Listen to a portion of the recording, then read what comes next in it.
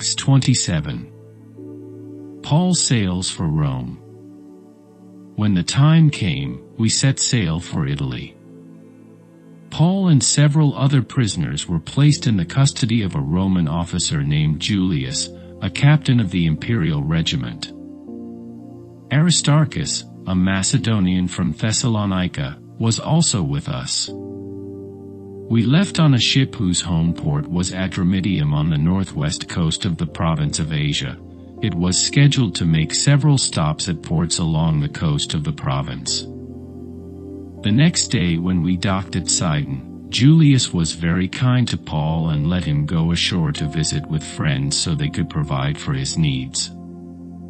Putting out to sea from there, we encountered strong headwinds that made it difficult to keep the ship on course, so we sailed north of Cyprus between the island and the mainland. Keeping to the open sea, we passed along the coast of Cilicia and Pamphylia, landing at Myra, in the province of Lycia.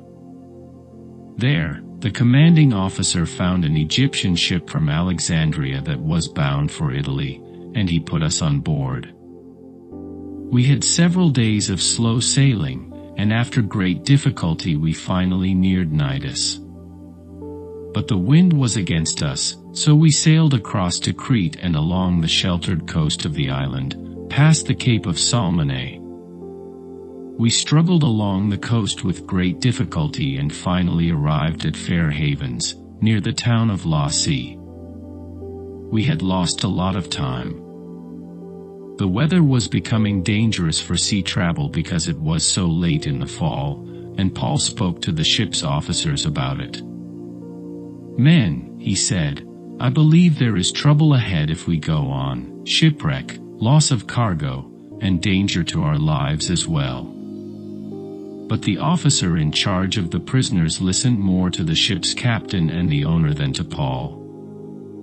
And since Fair Havens was an exposed harbor, a poor place to spend the winter, most of the crew wanted to go on to Phoenix, farther up the coast of Crete, and spend the winter there. Phoenix was a good harbor with only a southwest and northwest exposure. The storm at sea. When a light wind began blowing from the south, the sailors thought they could make it. So they pulled up anchor and sailed close to the shore of Crete. But the weather changed abruptly, and a wind of typhoon strength, called a northeaster, burst across the island and blew us out to sea. The sailors couldn't turn the ship into the wind, so they gave up and let it run before the gale.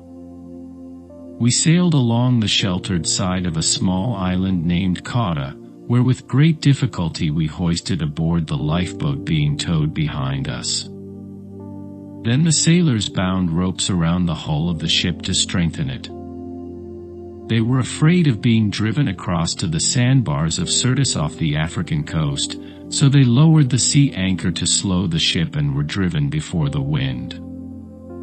The next day, as gale force winds continued to batter the ship, the crew began throwing the cargo overboard. The following day they even took some of the ship's gear and threw it overboard. The terrible storm raged for many days, blotting out the sun and the stars, until at last all hope was gone. No one had eaten for a long time. Finally, Paul called the crew together and said, "Men, you should have listened to me in the first place and not left Crete. You would have avoided all this damage and loss. But take courage. None of you will lose your lives, even though the ship will go down. For last night, an angel of the God to whom I belong and whom I serve stood beside me, and he said, 'Don't be afraid, Paul, for you will surely stand trial before Caesar. What's more, God in his goodness has granted safety to everyone sailing with you. So take courage. For I believe God. It will be just as he said. But we will be shipwrecked on an island.'" The shipwreck. About midnight on the 14th night of the storm, as we were being driven across the Sea of Adria, the sailors sensed land was near. they dropped a weighted line and found that the water was 120 feet deep. But a little later they measured again and found it was only 90 feet deep. At this rate they were afraid we would soon be driven against the rocks along the shore, so they threw out 4 anchors from the back of the ship and prayed for daylight. Then the sailors tried to abandon the ship. They lowered the lifeboat as though they were going to put out anchors from the front of the ship. But Paul said to the commanding officer and the soldiers, "You will all die unless the sailors stay aboard." So the soldiers cut the ropes to the lifeboat and let it drift away. Just as day was dawning, Paul urged everyone to eat. "You have been so worried that you haven't touched food for 2 weeks," he said. "Please eat something now for your own good. For not a hair of your heads will perish." Then he took some bread, gave thanks to God before them all, and broke off a piece and ate it. Then everyone was encouraged and began to eat, all 276 of us who were on board. After eating, the crew lightened the ship further by throwing the cargo of wheat overboard. When morning dawned, they didn't recognize the coastline, but they saw a bay with a beach and wondered if they could get to shore by running the ship aground. So they cut off the anchors and left them in the sea.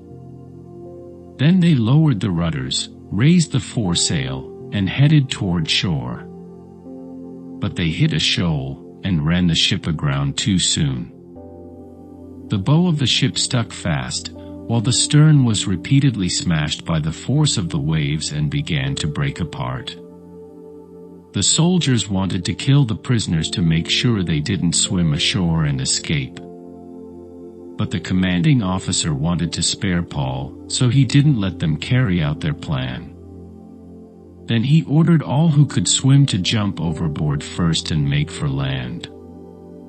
The others held on to planks or debris from the broken ship.